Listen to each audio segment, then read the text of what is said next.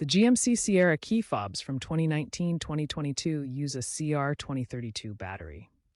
To replace it, you'll need a new CR2032 battery and a small flathead screwdriver or plastic pry tool to open the fob. Work on a soft surface to prevent scratches. Ensure you have the correct battery and tool before starting.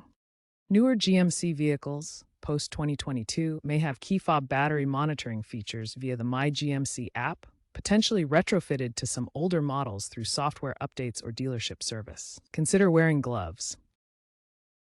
Carefully pry open the key fob using a screwdriver or plastic tool.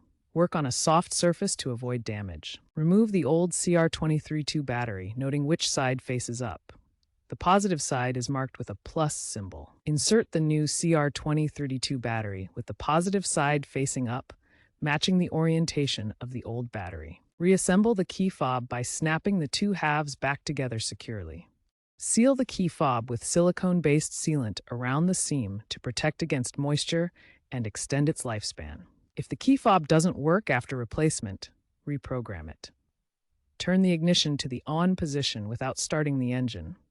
Then press the lock and unlock buttons on the fob in sequence. Common mistakes include inserting the battery upside down or using metal tools that cause short circuits.